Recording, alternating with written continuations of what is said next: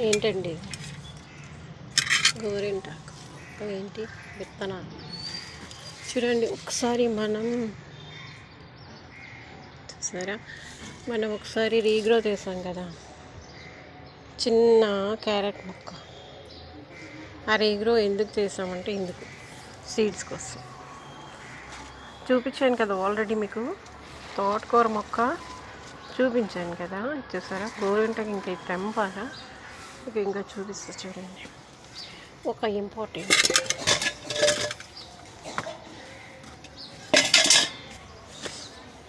Seeds.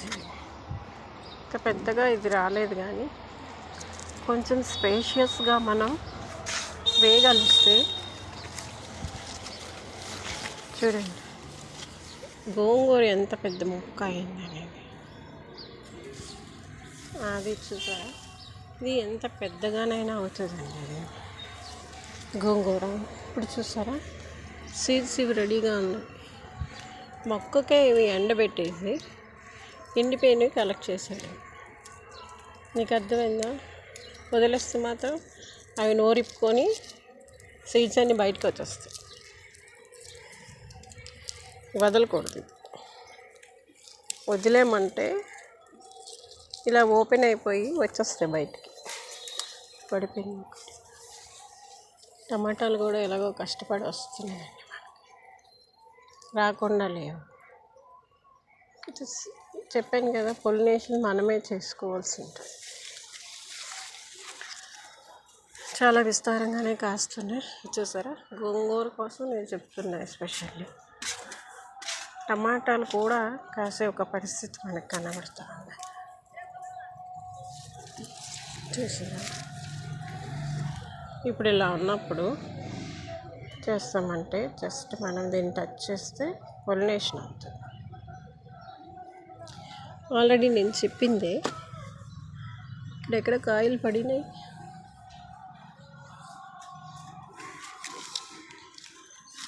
మిరప చెట్టు still ఉన్నాయి. నేను కోస్తున్నా సరే స్టిల్ మిరపకాయలు దీనికి ఉన్నాయి. ఏమైందంటే అండి, పసుపు ఎందుకు ఇక్కడ పెట్టేస్తానంటే ఇది ఊడిపోయి వచ్చేస్తుందండి, స్ప్రెడ్ అయ్యి. అందుకని అక్కడ పెట్టాను. కొంచెం అదనమాట. తులసి ఉంది కదా, తులసి ఏం చేస్తామంటే ఏవి సీడ్స్, ఇవి యాక్చువల్గా ఇవి కలెక్ట్ చేసుకోవచ్చు మనం. సీడ్స్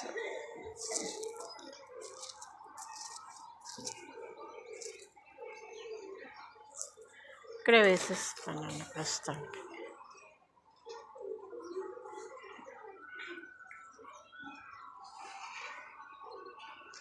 ఇది మళ్ళా థర్డ్ టర్న్ అండి. మళ్ళీ పువ్వులతో రెడీ అయిపోయింది మొక్క. కొన్ని గోంగూరలు ఇలా టెకరబిండ్లు అయిపోతాయి. ఇలా కాదు, కానీ కొంచెం స్పేషియస్గా మనము దానికి ప్లేస్ ఇస్తే కనుక, అక్కడ చూసారు ఎంత పెద్దదైందో. అంత పెద్దవి అవుతాయి, ఎంత చిన్నవి అవుతాయి.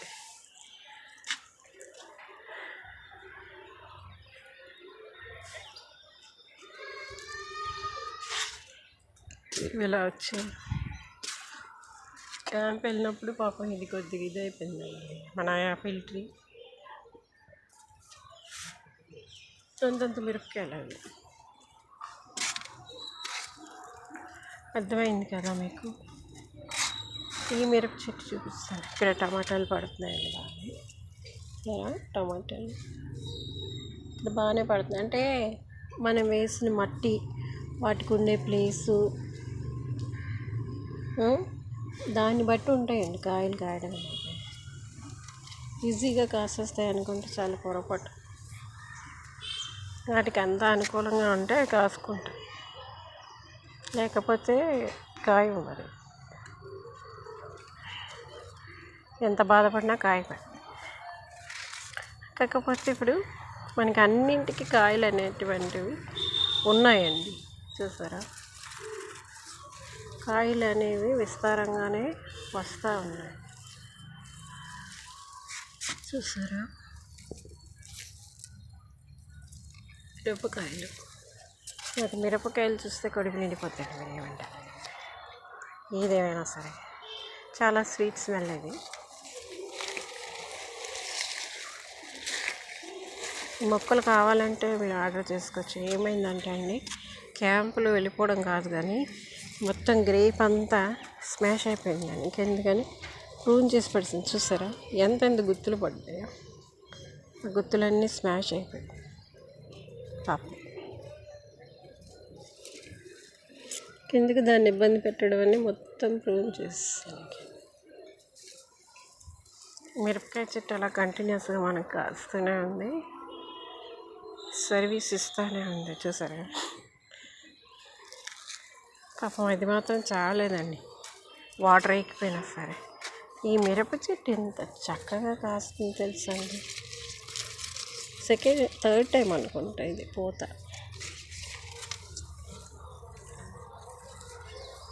చాలా చక్కగా కాస్తుందండి. చూసాను ఎక్కడ చూసినా ఉన్నాయి మిరపకాయలు లేకుండా.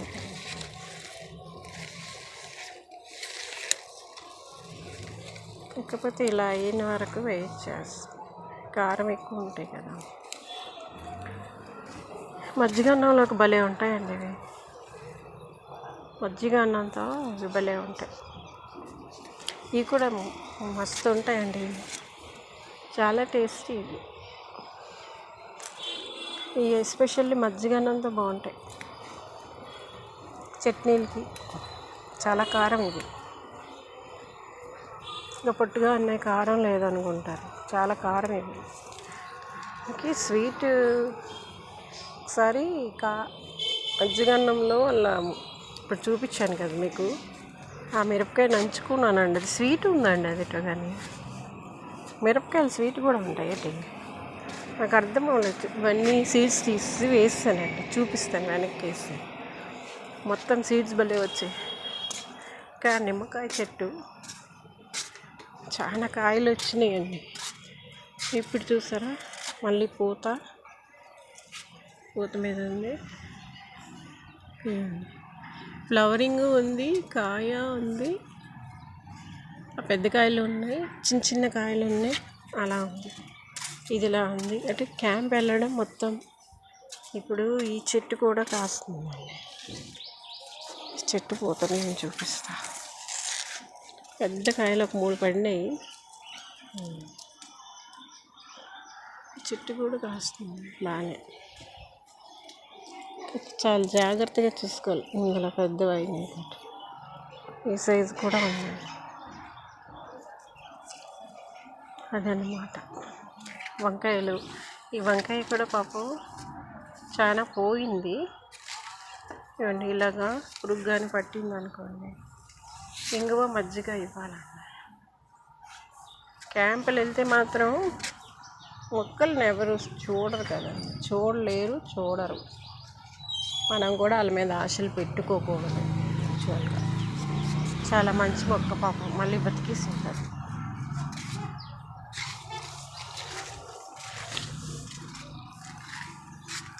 ఏంటంటే చూసారా స్టార్ట్ అయింది.